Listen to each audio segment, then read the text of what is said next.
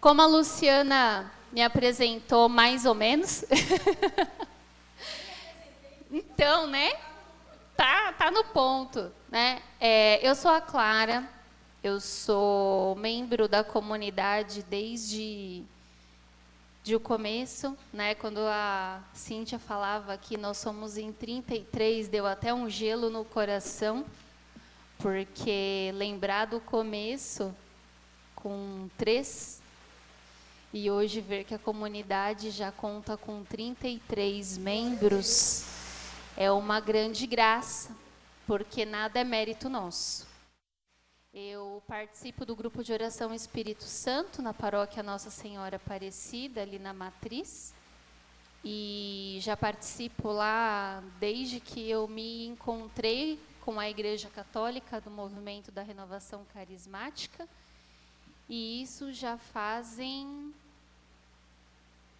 Quanto tempo? Me ajuda a fazer a conta aí? Né? 25? Até o microfone parou, olha só. Já fazem 25 anos, graças a Deus. Então, apesar deste tempo, a comunidade ela trouxe todo um novo olhar e uma nova perspectiva através desse carisma. Nós não fomos escolhidos por mérito, nós fomos escolhidos porque primeiro nós precisávamos viver a igreja conforme esse carisma, conforme essa realidade.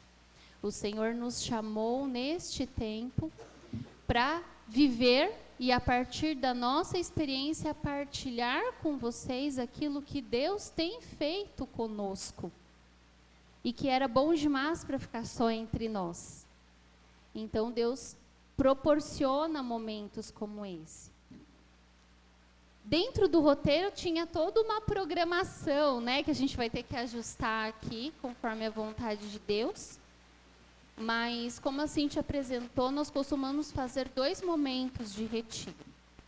Um retiro onde nós falamos especificamente dos temperamentos. Nesse primeiro retiro, que fala sobre os temperamentos de maneira mais específica, que esteja conosco já no próximo retiro, não tem data, acompanhe, mas que já se programem para se aprofundar nesse sentido, porque é um tema muito amplo e seria até negligente da nossa parte tentar fazê-lo aqui em 10 minutos, apenas para que vocês possam beber realmente desta graça. Mas onde eu quero chegar neste ponto do temperamento? Ele é a base para o que nós vamos tratar aqui hoje.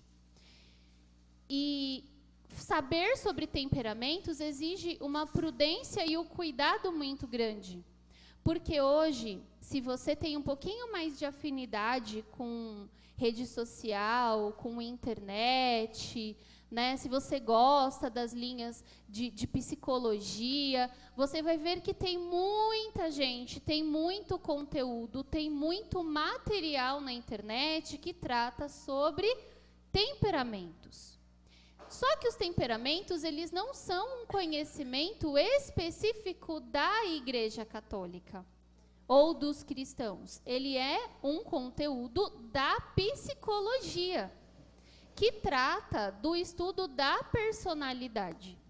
Então, se você não tomar cuidado e sair daqui hoje, ela falou do temperamento, eu vou jogar lá na internet, pode ser que apareça para você conteúdos de temperamentos que não estão fundamentados dentro da vida cristã. Pode ser que apareçam questões, páginas, influencers, produtores de conteúdo que vão falar dos temperamentos de uma maneira meramente de bem-estar, de autoajuda, que vai ter um propósito. Deus não permite que nada se perca, mas que não vai atender o anseio da sua alma. Então, os nossos encontros formativos, eles buscam trazer esse conhecimento que Deus deu ali, através do conhecimento científico dos temperamentos, de maneira que nós, dentro da nossa vida cristã, possamos usar isso para o nosso amadurecimento e crescimento espiritual e no caminho da santidade. Então, parte de primeiro nós nos conhecermos para só então nós sabermos aquilo que nos atrapalha nesse caminho de busca de santidade. Amém? Amém. Por que eu digo isso? E eu partilhava isso em alguns momentos com alguns membros, que é uma preocupação muito grande que nós temos com a popularização do conhecimento sobre os temperamentos, né? Nós somos permeados por pessoas das mais diversas crenças, escolhas e filosofias de vida. E é muito comum no meio em que nós estamos inseridos, trabalho, escola, família, círculo de amigos, as pessoas tratarem dos signos, não é isso? Que não nos cabe enquanto vida cristã, porque o Senhor na nossa vida é Deus. Amém? Mas é muito comum as pessoas associarem certas características de comportamento e de personalidade a um determinado dia do mês lá e do mês específico que você nasceu. Então, se você é deste, você age dessa forma. Se você é daquele, você se comporta desse jeito. Se você é deste, você é confiável. Se você não é confiável. E aí isso vai projetando preconceitos e pré-julgamentos nas pessoas. Então, a pessoa te conhece, a primeira coisa que ela te pergunta é: qual é o seu signo? Ah, não sei. Qual é o dia que você nasceu? Qual é o dia? Ah, você é do signo X, e a pessoa já naquele momento traça um perfil sobre você, sem traçar 10 minutos de conversa. Amém? Temos que ser muito cuidadosos, e aqui cabe uma exortação. Existem muitos, inclusive cristãos, que gostaram do assunto, que se aprofundam, que estão tratando temperamentos da mesma forma. Então, olham para o irmão, 5 minutos de conversa. Ah, você é sanguíneo, né? E aí projeta todos os preconceitos, todas as situações, todos os julgamentos com base num temperamento. Aí você olha para o outro e fala: é colérico. Aí você falou pro irmão alguma coisa, o irmão já ficou meio assim: é melancólica. Ixi, a melancólica. Ai, meu Deus, eu vou ter que trabalhar com uma melancólica. Oh, Jesus, me ajuda. E aí, irmãos, o estudo dos temperamentos, para nós de vida cristã, ele não pode ser colocado na mesma alça do que aqueles de lá de fora fazem com tantos outros conhecimentos. O temperamento, ele é, em primeiro momento, para trabalhar em nós, o nosso crescimento, as nossas limitações, para vencermos a nós mesmos. A partir daqui, onde nós conhecemos, como a Luciana colocou aqui na oração, é o que o Senhor colocava no meu coração nessa preparação. Nós só tratamos uma doença, nós só tratamos um mal que nos aflige fisicamente a partir do momento que nós temos esse diagnóstico. Você não vai sair por aí tomando uma medicação fortíssima, tarja preta, se você não tiver um diagnóstico, uma receita médica que diga que você precisa daquele medicamento. E aí, muitas vezes, as pessoas, elas vão deixando que essa doença os corroa internamente para não ter que tomar a medicação, para não ter que tomar o remédio. Basta você ver uma pessoa quando ela se descobre diabética, por exemplo. Ela faz de tudo para não assumir, porque isso exige que ela renuncie os doces que ela tanto gosta de comer, as massas que ela tanto gosta de saborear, que ela vai ter que fazer uma atividade física, ela só vai aceitar esse diagnóstico quando começa a faltar a visão, quando começa a dar fraqueza, quando ela começa a ter uma série de repercussões, que aí o vento bate mais forte, ela percebe que não é só o diagnóstico, que aquilo está comprometendo a sua vida, e aí ela aceita que ela precisa de tratamento, que ela precisa de disciplina. Isso eu estou falando do corpo físico, que grita, que dá sinais. E o nosso corpo espiritual? E a nossa alma? Quantas vezes as pessoas que muitas vezes já conhecem esse assunto, talvez você tenha feito o nosso retiro, tenha acompanhado as nossas publicações nas redes sociais ou outras. E aí você começa a se enxergar e usa isso como muleta. Então eu me descobri colérico, os outros que me aguentem, porque eu sou explosivo mesmo, e eu falo mesmo, e eu brigo mesmo. Eu me descobri melancólica, então eu sou melancólico, é justificativa para eu ficar emburrada com Deus e o mundo, porque eu sou melancólica e pronto, acabou. E me aceitem. E não é isso que o Senhor quer de nós. E é aqui que começa o nosso retiro. Então, sobre temperamentos, mais cenas na próxima temporada. No próximo retiro a gente continua, né? Mas partindo desse conhecimento de que somos todos diferentes, de que todos nós temos as nossas particularidades, as nossas potencialidades e as nossas fragilidades, e Deus nos fez assim, complementares um ao outro, para que dentro da natureza isso fosse harmonizado. No nosso último retiro, nós falamos inclusive das estações, quem estava vai lembrar. Deus criou para nós as 4 estações, e nas 4 estações Ele nos alimenta com aquilo que nos é necessário para cada tempo. No inverno, no verão, no outono e na primavera. E hoje a reflexão que o Senhor traz para nós, ainda nesta linha de estações e mudanças, como a nossa vida passa, Ele traz o jardim. Eu gostaria que você me acompanhasse nessa formação, se enxergando como um jardim. Um espaço mesmo, de terra. Eu não sei qual é o jardim que você vai visualizar, talvez você tenha lá o seu jardinzinho de vasinhos e plantinhas, talvez você tenha um espaço de terra onde você pode cultivar abertamente. Mas que você pense nesse espaço. Estamos todos submissos à vontade e ao cuidado de Deus. Você crê nisso?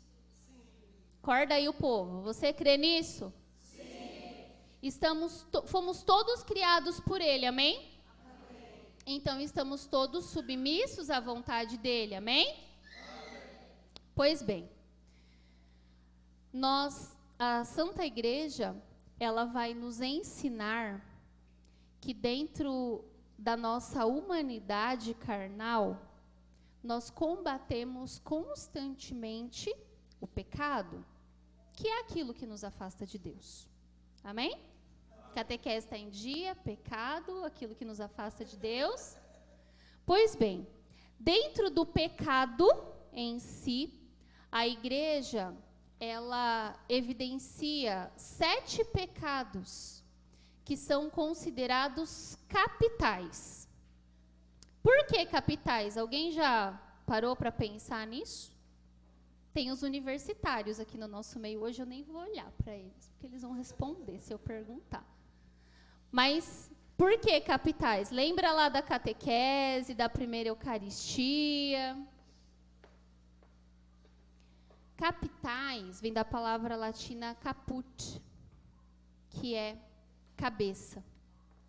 Por que a igreja se preocupou em ensinar sobre os fiéis, especificamente sobre esses 7? Porque são eles que dão origem a todos os outros. Não é porque eles são talvez mais graves, mais intensos, mas é porque a raiz dele é tão profunda para o mal que dele se desdobram outros pecados que surgem deste primeiro. Então, nós temos 7 que a igreja evidencia nesse sentido.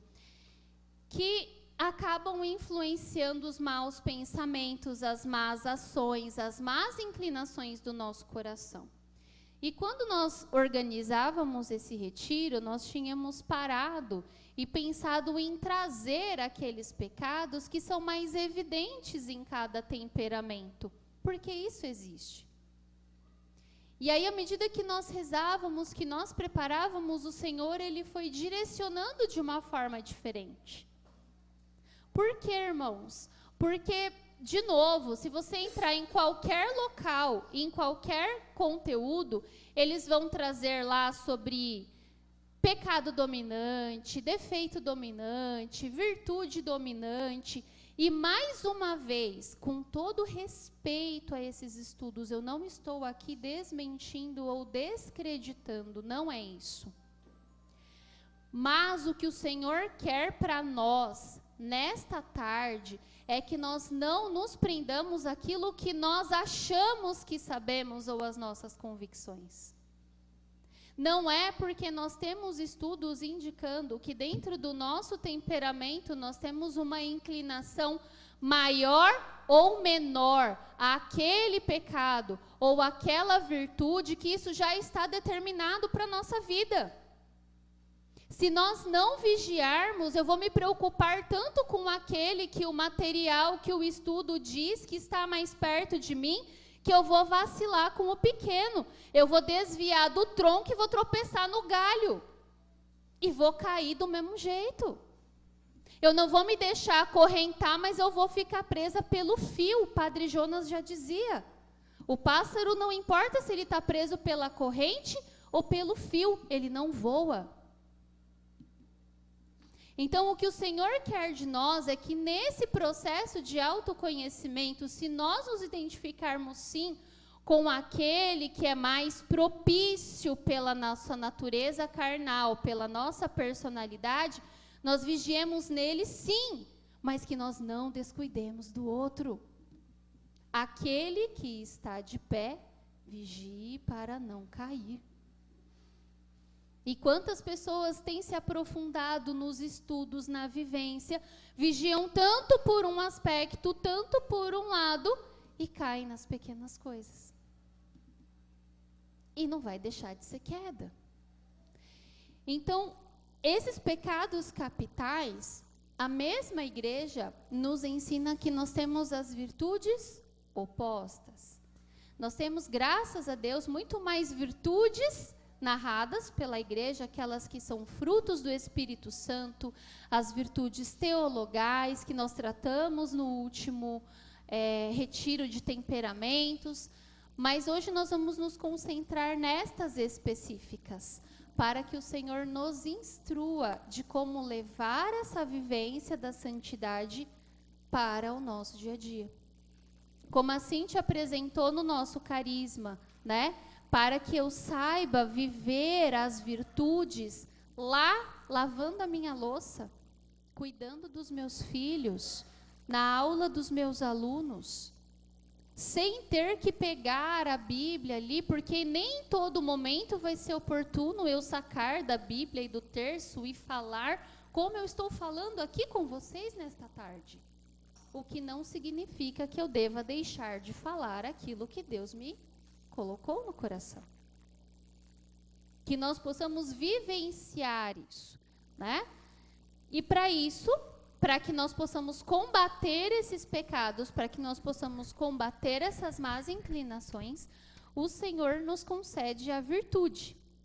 E aí, o que Deus colocou no meu coração quando eu fui estudar sobre as virtudes, independente do significado que ela tem no dicionário,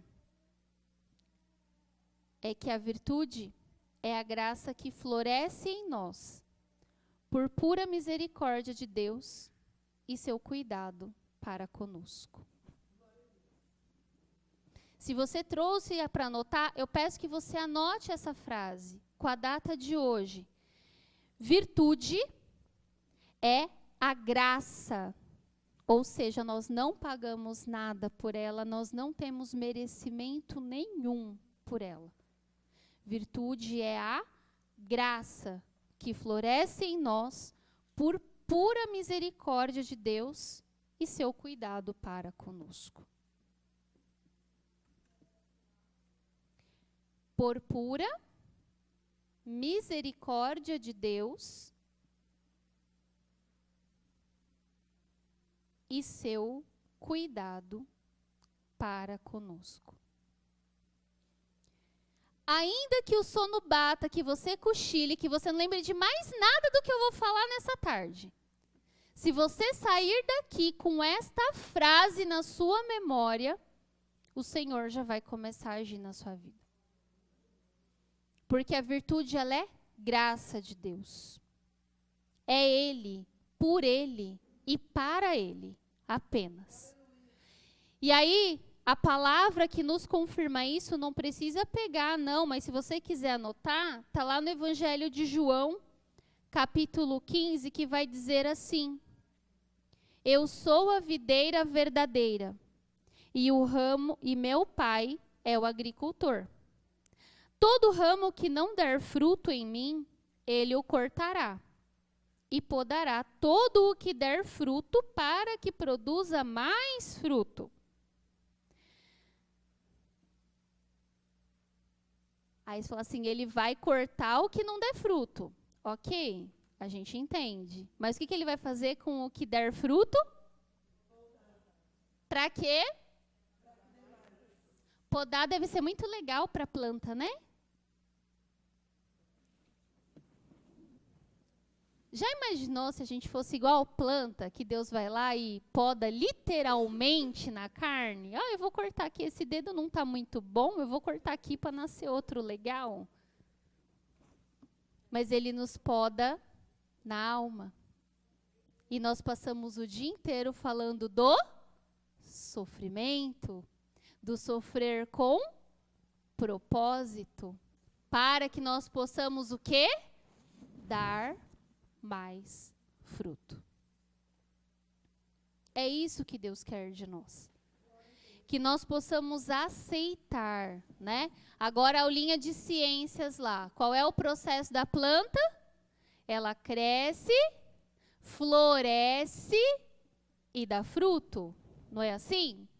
Então, antes do fruto, o que tem que acontecer com essa planta? Ela dá uma florada, ela floresce para dali gerar o fruto. A virtude é a graça que floresce. Então, a virtude, ela vem antes do...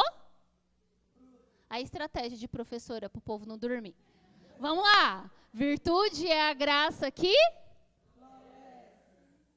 E a gente floresce para dar? Você tem vivenciado os frutos na sua vida? Não precisa responder não, irmão. Agora é aí você, Deus. Você tem vivido os frutos de Deus na sua vida, na sua história? Não precisa responder não. Nem olhe para mim que eu não quero ninguém se acusando. Agora eu volto. Você tem florescido a virtude na sua vida? Você tem cuidado desse jardim para florescer a virtude? Ou você tem orado a Deus pedindo o fruto? Não existe fruto sem florada. Não existe milagre sem virtude.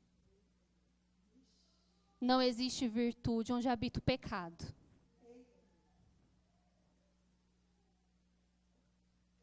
E aí... Muitas vezes, para nos livrar deste pecado, Deus precisa nos podar. Por que eu pedi para você pensar no jardim? E aí, de novo, você não vai me responder. Mas qual o jardim que você pensou? Quando eu falo do jardim, você pensa no jardim florido, bonito, colorido? Você pensa num jardim mais verde, mais recolhido? Como que é o seu jardim? Pensa na sua vida e na sua história como esse jardim. Será que hoje, se você olhar para ele, você vai encontrar um jardim florido, colorido, iluminado? ou você vai encontrar um jardim que já foi assim um dia e hoje está seco. Hoje está sem vida. Hoje está cansado.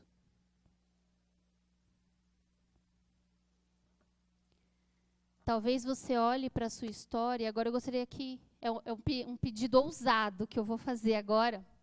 Mas eu gostaria que você fechasse os olhos. Olha que ousadia na fé, hein? Todo mundo cochilando e eu vou pedir para fechar o olho, né? Pode ser só os olhos espirituais, se tiver muito a perigo aí, tá bom?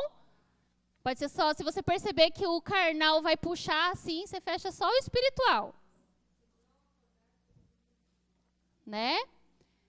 Se alguém repousar aí do seu lado, a gente acorda, porque ainda não é o repouso do espírito, não. É o da carne, a gente acorda, amém? Mas olha para a sua história. E eu gostaria que você visualizasse o momento em que o seu jardim esteve mais belo da sua vida inteira até hoje. Qual foi o momento da sua história e da sua vida que você olhou esse jardim e você queria ter mantido ele assim para sempre, porque ele estava o mais florido, o mais belo, o mais cheio de cores, o mais cheio de perfumes. Ele atraía. As borboletas vinham pousar ali, era um momento em que a sua casa estava cheia. Tinha alegria naquele lugar. A sua vida era rodeada de momentos alegres e festejos. Recorta esse momento. Compara com o seu jardim de hoje. Ele é o mesmo? O seu jardim, deste momento que você buscou, ele é o mesmo jardim que você olha hoje? Abre a janela da tua alma agora. Você olha para este jardim e você contempla as mesmas cores? Você contempla os mesmos perfumes? Você contempla as mesmas alegrias? Independente da sua resposta, o que eu te pergunto, desse momento que você lembrou para hoje, você cuidou desse jardim?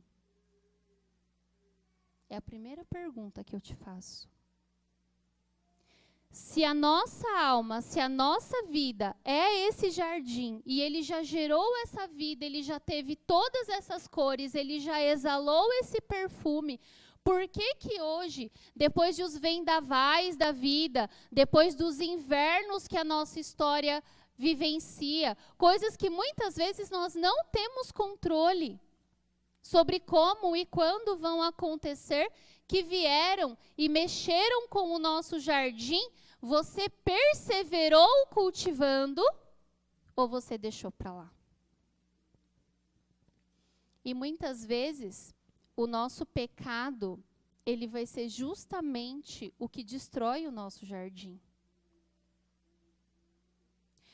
Nós somos feitos do barro. Deus nos moldou a partir dali, que é terra. E o jardim, ele é plantado na terra. Dentro dessa terra, vai florescer o seu jardim se tiver pedra, entulho, lixo, tudo aquilo que não presta? Então, a primeira coisa que nós temos que fazer é limpar esse jardim. É tirar aquilo que não provém de Deus, é tirar aquilo que está impedindo a virtude de florescer. Se você chegar no jardim e simplesmente enchê-lo de tudo aquilo que não traz vida, de tudo aquilo que drena as forças das plantas, elas vão secar, elas não vão conseguir vigorar naquele terreno seco, sem nutriente, sem cuidado. Pode até ser que uma ou outra plantinha mais resistente sobreviva ali, mas ele não vai florescer como esse jardim belo que você quis. E aí, irmãos, nós temos que cuidar deste terreno. Nós temos que ir lá e podar. Ou, quando nós não temos força para isso, nós temos que rezar e pedir para que Deus o faça. Porque por conta dos pecados, muitas vezes, nós não conseguimos tirar aquilo que está nos afastando de Deus ou tirar aquilo que nos impede de viver e de gerar vida. Muitas vezes esses pecados, eles vão sendo nutridos ali junto conosco e impedem a virtude de florescer. Ora, porque aquele galho já está seco e está impedindo a planta de florescer, ora, porque aquele galho não amadurece. Numa poda, você não vai podar só o que já está morto e sem vida. Muitas vezes, para que a planta ela tenha uma direção, ela tenha o caminho, ela possa florescer, você precisa podar galhos verdes. Você precisa tirar frutos que passaram do tempo e não amadureceram. Muitas vezes haverão frutos ali pendurados que vão ficar e vão drenar aquela planta e vão drenar aquela raiz e não vão alcançar maturidade, não vão alcançar sabor. E se você deixar, a planta vai gastar energia e tempo nutrindo aquilo que já foi. E aí é necessário podar, cortar, para que floresça novamente e então gere o fruto adequado. Muitas vezes, nós achamos por bem Deus vir e podar aquilo que está seco, mas não queremos abrir mão das nossas imaturidades para que Deus pode. E aí Deus vem e poda de outra forma. E aí vai doer. E aí vai machucar. Porque muitas vezes a gente fala aqui da oração, da espera por algo que Deus nos prometeu, só que a gente cria por imaturidade um condicionamento para aquilo que Deus quer nos atender. E aí você vai lá, Senhor, eu quero um homem de Deus. E aí você vai fazendo uma lista de supermercado. Porque tem que ser assim, tem que ser assado, tem que ter o cabelo assim, tem que ser desse jeito, tem que ser desse ministério, porque tem que conhecer. E aí você vai colocando todo um checklist para que Deus customize o homem da sua vida. E aí Deus vai colocando os servos de Deus, os Josés, vão passando pela sua vida.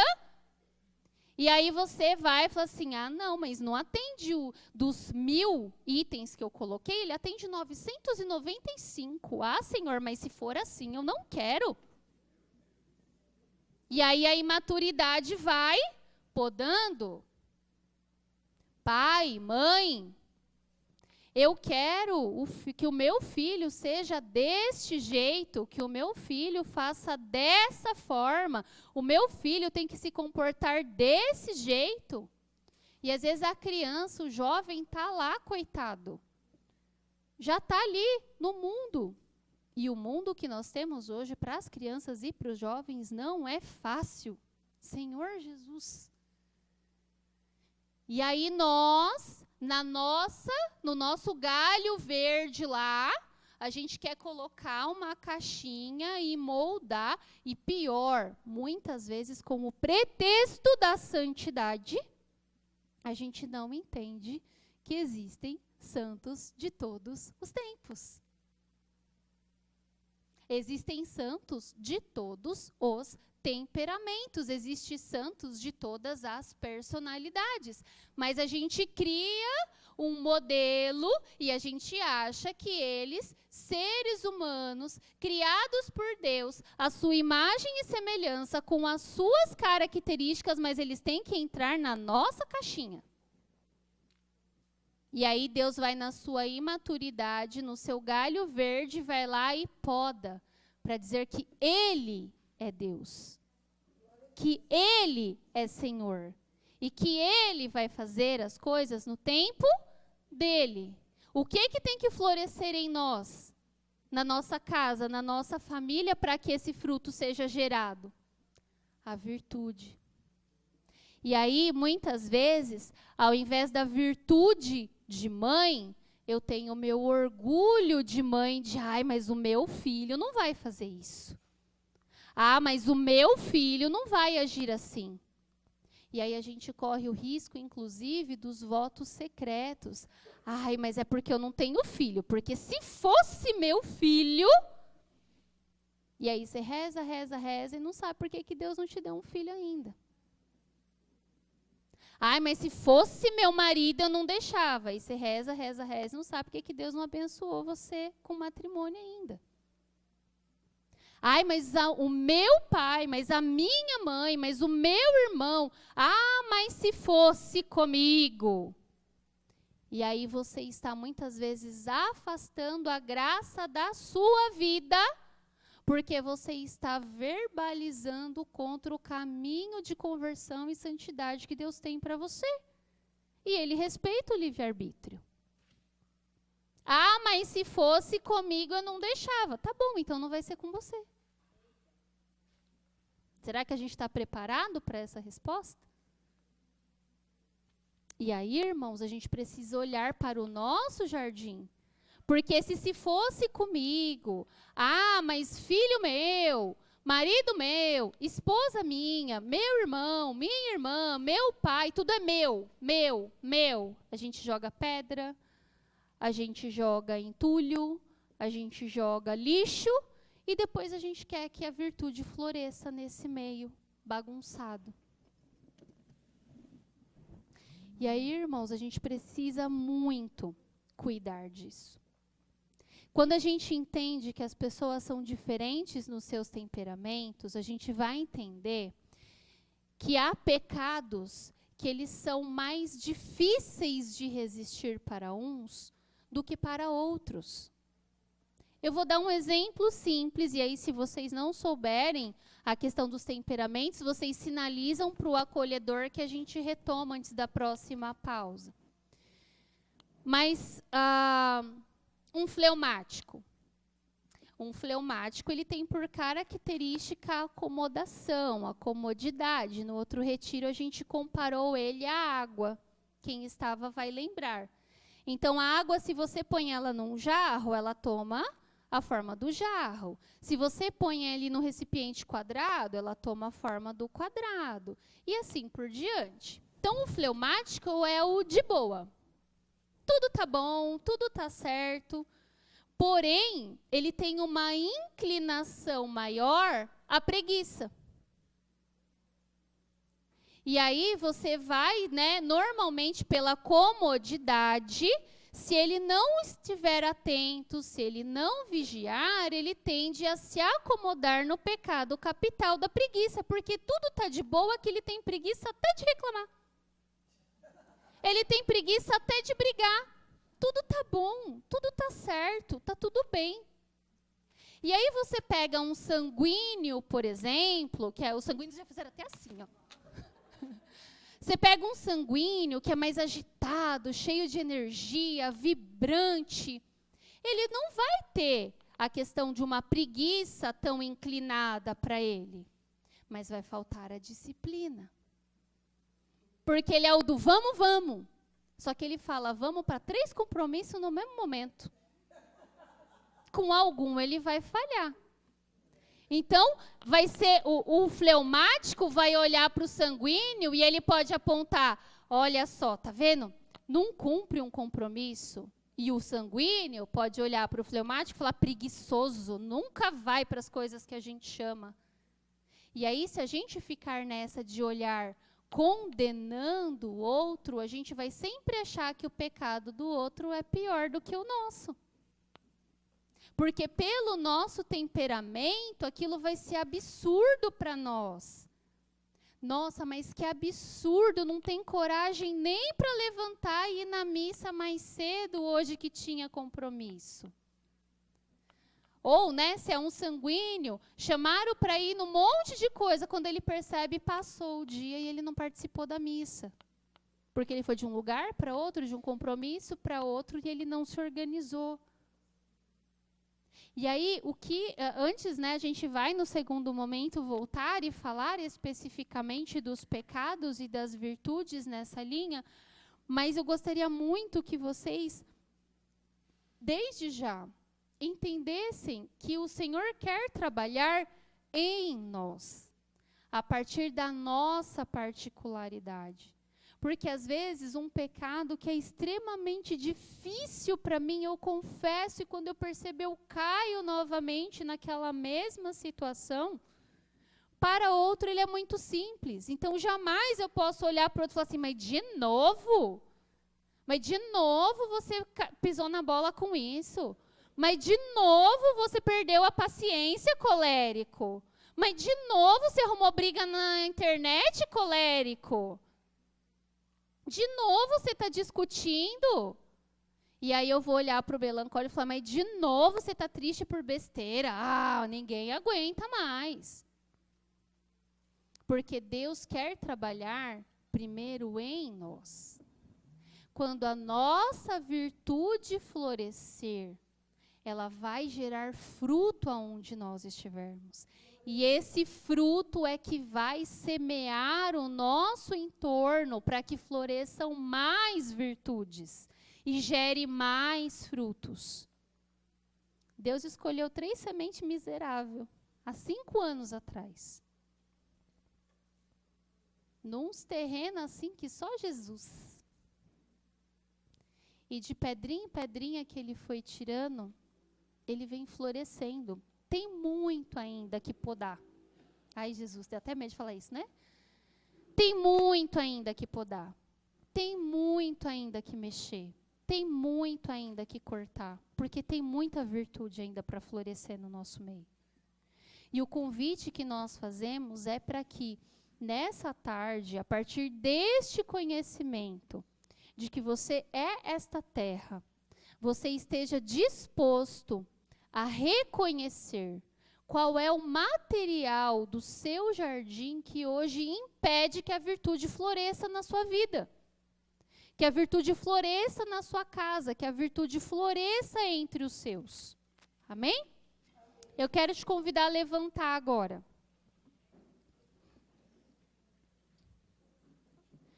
Coloca a mão sobre o seu coração.